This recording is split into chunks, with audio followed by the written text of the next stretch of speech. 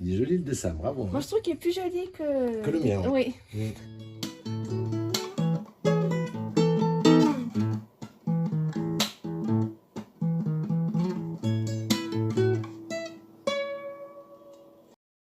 Bonjour. Bonjour, on vous a laissé la dernière fois dans un café à Popayan, devant une carte de la Colombie.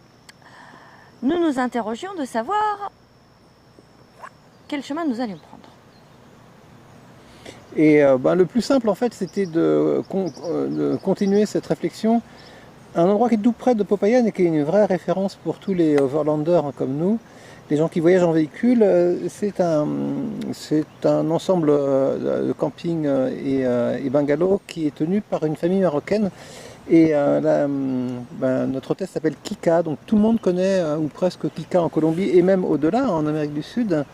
Parce que c'est un peu comme chez Hans, c'est vraiment un des points de passage, pas obligé, hein, on est libre de ne pas y aller quand même, mais enfin vraiment très populaire, et à juste titre d'ailleurs. Surtout parce que Kika, elle a créé le lien WhatsApp âme sud, et elle est d'une disponibilité incroyable, donc dès que les voyageurs ont des questions, elle y répond.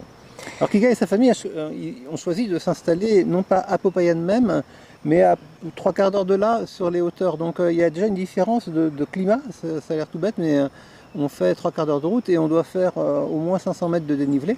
Et donc on se trouve dans un endroit beaucoup plus frais, beaucoup plus champêtre aussi. On est là dans les montagnes. On voit d'ailleurs très au loin, un peu dans la brume, on voit la vallée et on pourrait voir Popayan en se penchant un petit peu. On l'entrevoit avec le drone par exemple. Et comme il y a pas mal d'espace, Kika et sa famille ont pu acheter un assez grand terrain, donc il y a un très beau jardin. Alors quand on est arrivé chez Kika, c'était pour a priori 2 ou 3 jours. On est arrivé un vendredi, elle nous a dit mais vous serez là mardi pour aller voir le marché de Sylvia, c'est vraiment bien. On a dit ah non, mardi on sera reparti. Donc elle a dit si vous voulez demain vous pouvez aller un peu moins loin. Il y a un marché. Ce matin, on est au marché de Piendamo. C'est super joli, ça sent bon. Les étals sont hyper beaux. Et là-bas, un vrai bonheur avec les herbes.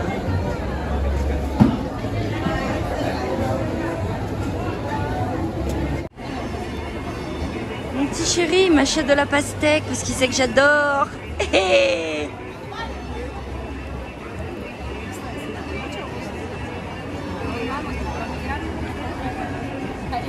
C'est un marché qui est typique, au sens où il n'y a pas du tout de touristes, c'est un marché local.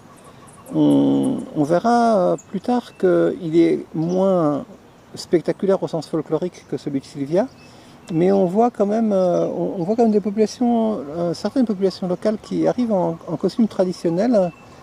Alors pour nous, c'est pas forcément très facile de trouver la bonne attitude parce que le problème qu'on se pose toujours, dans ce cas comme dans d'autres, c'est jusqu'où est-ce qu'on peut, entre guillemets, voler les images, jusqu'où on peut voler les plans vidéo de ces populations.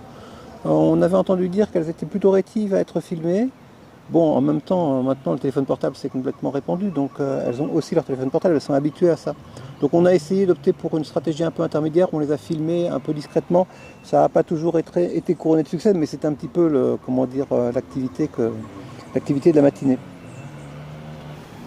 Ils ont un très beau domaine qui est suffisamment grand pour laisser la place à de nombreux jardins, des descentes vers la rivière, on peut se promener entièrement à l'intérieur de la propriété et en même temps ça reste suffisant pour être entretenu par un seul jardinier, donc c'est un bon compromis.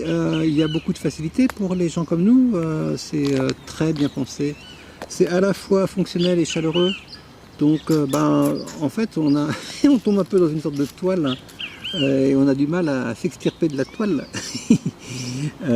Évidemment je ne dis pas ça de manière péjorative, mais on sait qu'on aura du mal à retrouver d'aussi bonnes conditions d'accueil plus tard. Le seul défaut c'est qu'il fait un petit peu froid, c'est peut-être aussi ça, grâce à ça qu'on est parti, peut-être que s'il y avait 5 degrés de plus on ne serait jamais reparti en fait. Alors Anouar et Kika sont d'anciens voyageurs. presque des petites célébrités, on va dire, à l'échelle du Maroc, parce que comme ils étaient un peu la référence chez les voyageurs au long cours marocains avec la famille. C'est un schéma qu'on retrouve chez d'assez nombreux Français, mais c'est quand même plus rare au Maroc. Mais du coup, ils ont été un peu les ambassadeurs de leur pays et ils ont eu beaucoup de liens avec les autorités marocaines dans tous les pays du monde. Et ils ont voyagé, et je crois qu'ils ont très bien voyagé avec leurs enfants parce que leurs enfants ont beaucoup profité aussi du voyage, ils ont été très bien intégrés. Au départ, leur projet était de voyager d'ailleurs sur tous les continents et puis finalement ils se sont arrêtés en Amérique du Sud parce que ça leur plaisait bien. Et donc ils ont eu l'ouverture d'esprit aussi suffisante pour changer de plan en cours de route et s'installer sur place. Et on sent aussi chez eux une grande intelligence, il y a un niveau éducatif qui est assez élevé, des exigences aussi pour les enfants. Et ça fait quand même une certaine différence parce qu'on a vraiment l'impression d'avoir des gens qui réfléchissent et d'avoir affaire à des gens qui réfléchissent et qui ont une analyse qu'ils n'imposent pas du tout, hein, mais qui leur permet d'avoir du répondant par rapport à nos interrogations. Et on a un peu les mêmes centres d'intérêt, donc on est là face à des discussions interminables possibles en réalité.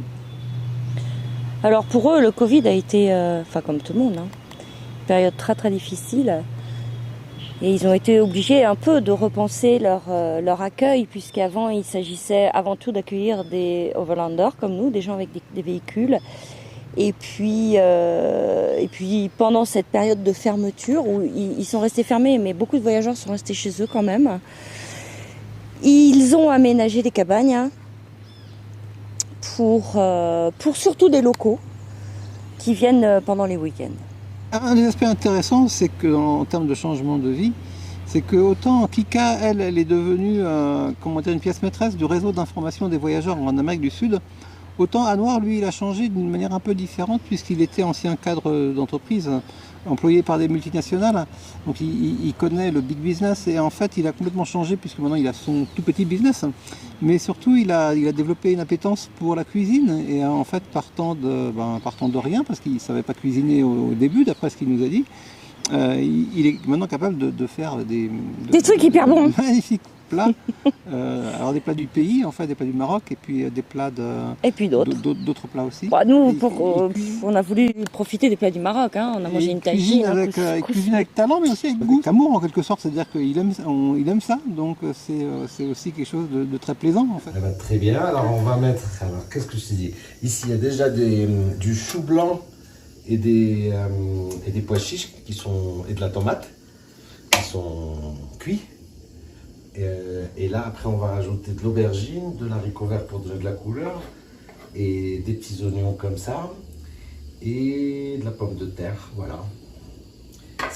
Alors l'aubergine et les haricots, c'est juste pour donner de la couleur. C'est bon, mais ça permet d'avoir plus de couleur. Et voilà. Pas beau? C'est magnifique. Ouais, c'est magnifique, non? En plus, ça sent... Et ça sent bon. Sur la vidéo, il n'y a pas l'odeur, mais ça sent hyper bon. Merci, Anouar. Avec plaisir. Bon, Manu, il attend le bus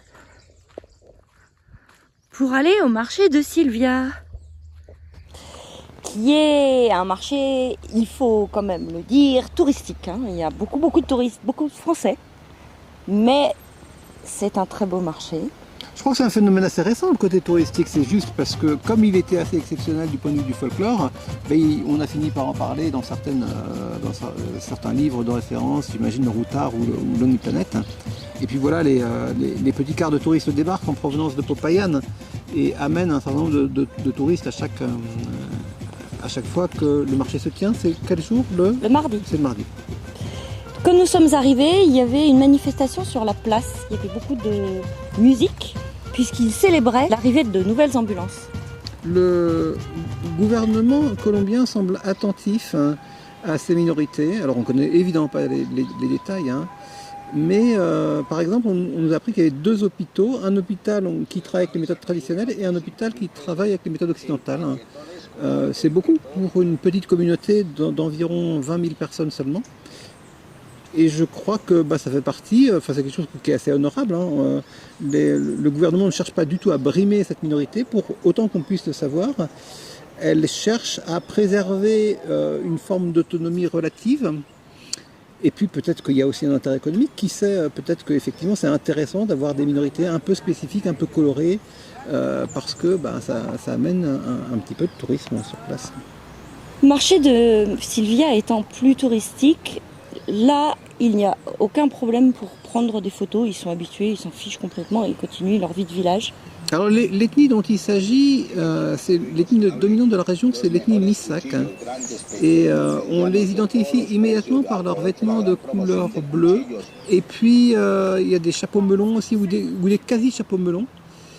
Ça c'est pour l'aspect vestimentaire, et ce qui est assez intéressant, c'est que c'est un peuple qui a conservé son intégrité ethnobiologique, c'est-à-dire qu'en fait c'est un peuple qui s'est toujours reproduit lui-même sans beaucoup de métissage, et donc ils ont gardé des traits, notamment des traits du visage assez spécifiques et assez peu sud-américains.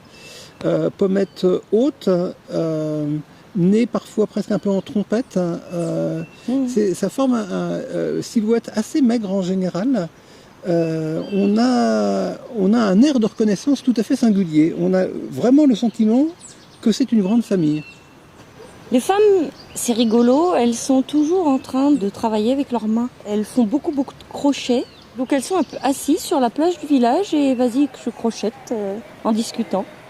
Vraiment une vie comme on peut l'imaginer dans nos villages à nous il y a très très longtemps. Elles filent aussi beaucoup, elles ont ce geste en fait qui consiste à filer, qui est pratiquement intégré à leur activité quotidienne, c'est-à-dire qu'elles filent dans le bus, elles filent en marchant, elles filent en discutant, elles filent tout le temps en fait. Donc l'un des aspects intéressants, c'est que tout ce décorum n'est pas fait pour les touristes, il se trouve que les touristes sont là pour l'observer, ça fait intégralement partie de la vie quotidienne, c'est-à-dire que les costumes folkloriques sont portés à l'occasion du marché et au-delà d'ailleurs. Alors pour répondre à une question qui nous avait été posée, à partir de quel âge les gens portent-ils le costume en fait tout petit? Tout petit. C'est hyper mignon de voir les tout petits bonhommes avec déjà leur chapeau melon, ou les filles avec leur petit châle. Vous verrez sur les photos qu'elles ont des colliers de perles, donc plus elles ont de colliers de perles, plus elles se situent haut dans leur hiérarchie de Misak. Un autre aspect de la culture qu'on a cru observer, c'est que les relations semblent très cordiales et apaisées entre les gens. Donc, ils étaient très souriants. Il y avait beaucoup de gens qui riaient ensemble, qui discutaient vraiment sans hâte, qui prenaient le temps de vivre. Et ça nous a donné d'ailleurs l'image d'une grande harmonie, à telle enseigne qu'on a été surpris d'apprendre que en fait, les Misak étaient plutôt durs avec les autres populations, qu'ils avaient eu des relations difficiles avec leurs voisins, et que c'est d'ailleurs peut-être ça qui leur a permis de conserver leur intégrité culturelle jusqu'à maintenant. Un élément qui ajoute un peu au folklore, c'est plus à propos des personnes, c'est à propos des moyens de transport, ce sont ces bus extrêmement colorés qu'on voit, là encore, c'est pas pour les touristes, c'est pour servir réellement, c'est intégré à la vie quotidienne. Alors des bus en général ouverts sur les côtés, qui ont ce capot caractéristique des anciens véhicules. Et alors qu'ils sont décorés, ils sont très chargés, il va y avoir peut-être quelques références religieuses, j'imagine, près du conducteur. Mais dans l'ensemble, l'extérieur est très bigarré. Dans les Chivas, il y a des passagers, mais il y a plein de bagages sur le toit, avec parfois d'autres passagers en plus des bagages. Et aussi, il peut y avoir du bétail accroché derrière. Et puis il a fallu partir de chez Kika et un noir. Merci pour tout.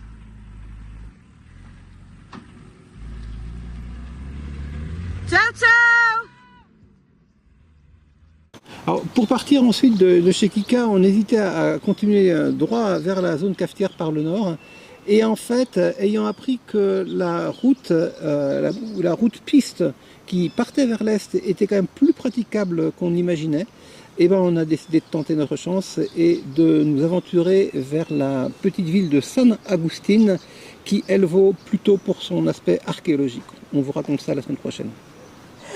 Bye.